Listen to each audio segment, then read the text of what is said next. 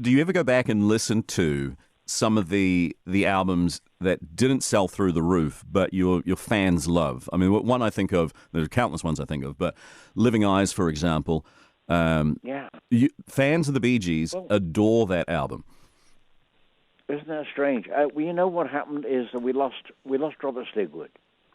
We lost the support that we would have had if we'd had the team behind us that we'd always had.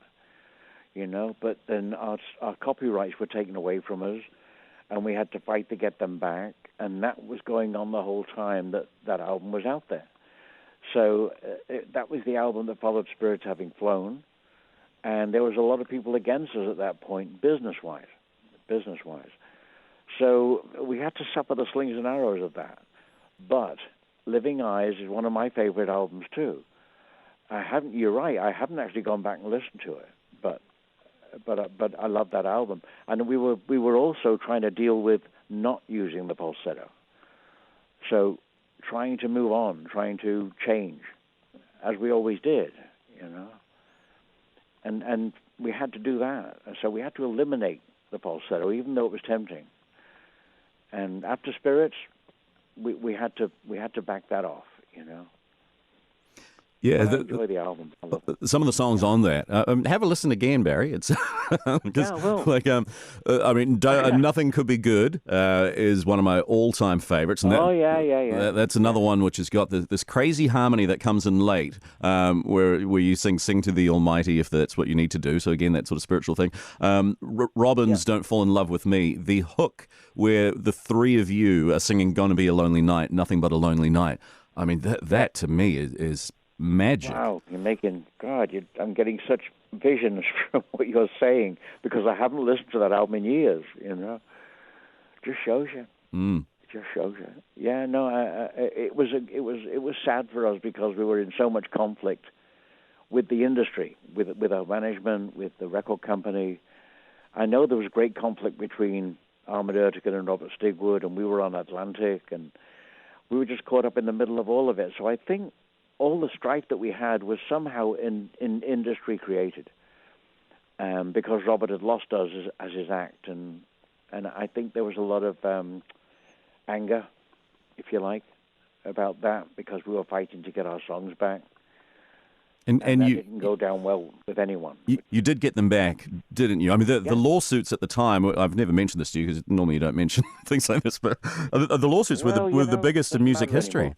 Yeah, it was the battle that perhaps Taylor Swift is having to deal with now. You know, that someone else can take your songs away, and you that can happen to you without anybody ever telling you. You know, so first off, I found out that had happened. Then I told Robert that I would never write another song for him if he didn't return the songs. You know, and that was the kind of crisis that was going on behind all of that so-called backlash. You know, Tim. It wasn't just too much disco. That could never have been the case because the results of that were not great. In other words, records didn't really sell very well after that, except for Michael Jackson. So I think they should have left well enough alone. It was going to evolve anyway. You know, don't burn records. You know, that's like burning books. You don't do that.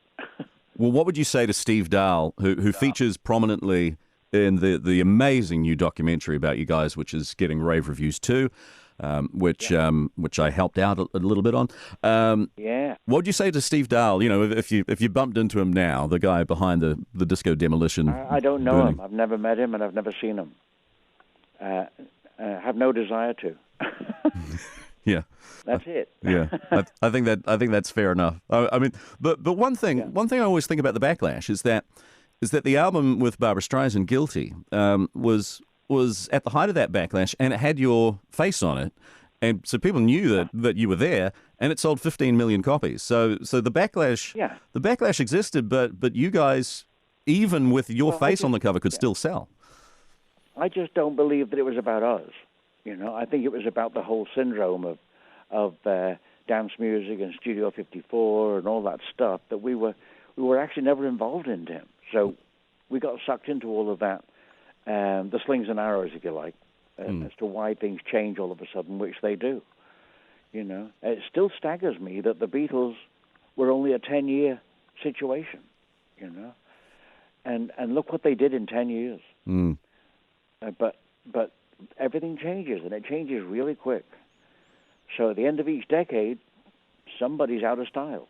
You know, and I don't understand why the Guilty album was as successful as it was, dealing with the backlash at the same time, and Dionne Warwick and Chain Reaction with Diana, and Kenny and Dolly. I just managed to convince my brothers that we needed to make our mark as songwriters, because that's what we have, that's what we do. You know, we didn't really want to sing every song, but we wanted to continue. We wanted to get respect for writing songs, and that's the journey we went on after that.